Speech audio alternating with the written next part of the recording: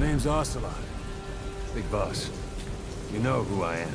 What does Ocelot get up to after the whirlwind that was Metal Gear Solid 3 Operation Snake Eater? Operation Snake Eater was a success. World War III was avoided and half of the Philosopher's Legacy is retrieved by Naked Snake, now known as Big Boss, and Zero uses those funds to fund his new organization, the Patriots. Unfortunately, Zero and BB have a falling out and BB leaves the Patriots, with Ocelot staying behind to act as his Patriots spy. Is that the end of Ocelot's story? Of course not. Today we're covering everything that happened after the great split between BB and Zero up until 1984. Special thanks to Zuichi6087 for suggesting this topic.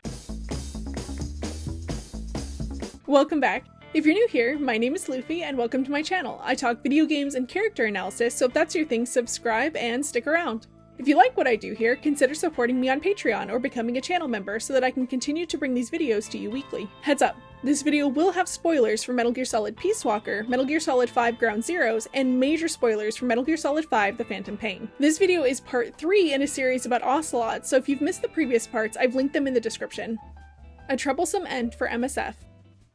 In 1975, BB's PMC, MSF, was targeted by Skullface and destroyed. The helicopter BB was fleeing in was caught in the blast zone of a detonation, and BB was injured and fell into a coma because of it.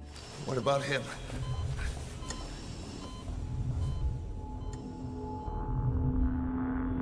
He took some shrapnel to the head. While BB recovered, Zero reached out to Ocelot with a plan to get BB back on his feet. BB would need some time to rebuild his PMC away from interference from his enemies, so the plan was to surgically alter a medic who survived the attack on MSF to look like BB. Ocelot's role was to use hypnotherapy to hypnotize this medic into believing he was BB and to train him up to be a formidable body double. This medic was given the code name Venom Snake. While Venom was recovering in a coma, Ocelot met fellow member of GRU Spetsnaz, Sergei Gerlukovich. There isn't much to say about Gerlukovich in 1975, but keep that name in mind as we'll talk more about him when we cover Metal Gear Solid 1 and 2. The bait and switch of Metal Gear Solid 5, The Phantom Pain.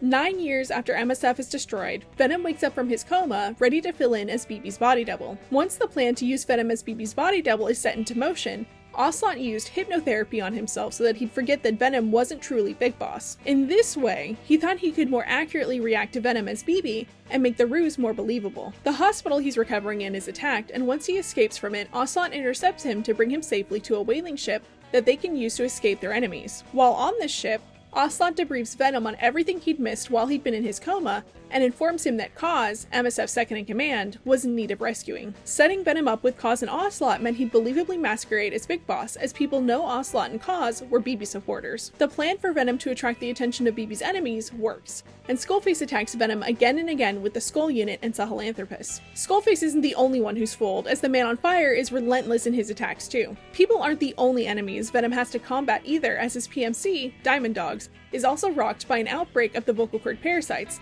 though with the help of code talkers Wolbachia, Diamond Dogs are able to treat those infected and save them. Ocelot oversaw the treatment of the vocal cord parasites and did a really great job of pointing at people while they recovered. Ocelot supports Venom through each challenge unflinchingly. When Venom is attacked by enemy sniper Quiet, Ocelot recommends Venom recruits her to Diamond Dogs instead of finishing her off. So I guess it's thanks to Ocelot that we got Quiet on our team. Ocelot is also chief interrogator on Mother Base and interrogates both Huey and Quiet during their time there. Huey's interrogated for information on his involvement with MSF's destruction, for information on Skullface, and for information on his involvement in a second outbreak of the vocal cord parasites, along with the repair of Sahelanthropus, which was then stolen by Eli and his group of kids. Unfortunately, Huey mutated the vocal cord parasites so that Wolbachia is no longer an effective treatment. Huey also helps Eli and his band of misfit children repair Sahelanthropus so they can steal it. Ocelot interrogates Huey to find out all the nefarious things he's been up to. Huey's put on trial for his misdeeds and exiled from Mother Base. Throughout his time with Diamond Dogs, Ocelot reveals pieces of himself we haven't seen in previous games. He's sweet with the kids that come to call Mother Base home, showing a softer side of himself. At the end of MGS5 TPP, Venom's true role is revealed, and Ocelot remembers the mission he'd taken at the beginning of all of this. Kaz is offended he wasn't included in the mission briefing, and made to believe he was working for BB all this time, when really he was working for Venom. Kaz vows to train up one of BB's clones to end him, and Ocelot promises to train up BB's other clone, Liquid, to stop Kaz. Post Metal Gear Solid 5 The Phantom Pain. This is where things start to get a little tricky. Venom is a retcon to explain how BB survived Metal Gear 1, and at the end of MGS5, it would seem that Ocelot would stick things out with Venom until BB recalled him. But Ocelot vanishes from the timeline between 1984 and 2005. Ocelot is first introduced in the series in Metal Gear Solid 1, which takes place in 2005. It's implied that he was working behind the scenes to get closer to Glurkovich, though we also know Ocelot has to connect with Solidus, the third BB clone, and Liquid, the second or first BB clone. The next time we see Ocelot is in 2005, when he's working under Liquid in his Rogue Foxhound unit, which we'll be covering in another video. Your thoughts? Kaz is furious at the end of MGS5 when he realizes the man he'd been following wasn't the true BB. He feels betrayed and used and vows vengeance against BB. I've always wondered, could Kaz have been included in the body double plan? Ocelot had to hypnotize himself into forgetting Venom wasn't actually BB, so my knee-jerk reaction is to say no, he couldn't have been included, otherwise he would have had to be hypnotized too, and it's way easier to just keep him in the dark than have two hypnotized people running around Mother Base. We took a poll here on YouTube asking if you thought Kaz could have been included in the plan, and it looks like the majority of you agree that Ocelot couldn't have included Kaz. Darth Vader Reviews 6926 commented, part of the Venom Snake plot, at least as it was executed by Ocelot/BB, was about cutting Miller out of Outer Heaven. Kaz took him and BB's friendship for granted, but the truth is, BB likely never forgave him for being a Cypher spy during Peace Walker. Kaz really did shoot himself in the foot when he betrayed BB by being a Cypher spy and telling BB that he had insider knowledge about the moves Cypher was making after Cypher had made all his moves. Schaefer76 commented, Kaz was a loose lips who knew Zero and had him aware of Big Boss's doings in MSF, which led to its funding and destruction. Ocelot made the right call. And in a similar vein, Zev4405 commented, I don't think Zero or Ocelot wanted to take a chance on it. It hurts my heart so much, but I have to agree.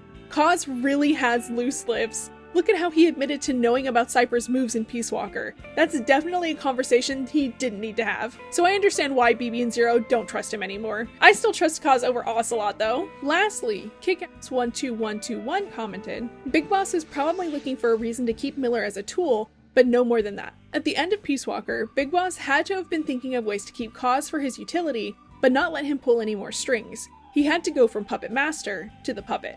And funnily enough, Kaz is pissed off because Big Boss did to him what he had done to Big Boss not 10 years beforehand. I have to agree. BB really did knock Kaz down a few pegs and started to view him as a tool, not a friend. And Kaz really only has himself to blame for that. If you want to have a friend, you have to be a friend first, and Kaz betraying BB definitely wasn't friend behavior. What do you think though? Do you think Ocelot could have looped Kaz into the body double plan, or was he right to keep Kaz in the dark? Ocelot's encounter with BB throughout Operation Snake Eater changed the trajectory of his life. He went from being a CIA and KGB double agent for the Philosophers to loyally acting in BB's favor, no matter the sacrifice. He was even willing to hypnotize himself into forgetting BB if it meant protecting him. Throughout MGS5, Ocelot supports BB's goals by keeping him out of the public eye and instead pushing his body double, Venom Snake, into the spotlight. At the end of it all, when the true plan was revealed, Kaz was livid. He felt betrayed by BB by not being included in the plan. Ocelot, however, steadfastly supported BB despite Kaz's threats. The two choosing sides and vowing to train and clone each to stop the other would prophesize what was to come further down in the timeline. Thank you so much for making it to the end of today's video. If you liked it, share it with someone who wants to know more about Metal Gear Solid lore. If you need more MGS content, check out my Patreon where I upload articles I write on upcoming videos, or just thought pieces on MGS in general, or become a channel member, or join us in Discord. We're always talking about MGS. More importantly than that though, please take care of yourself and I'll catch you on the next one. Thank you. Special thanks to Nader Najat. Thank you so much for your support.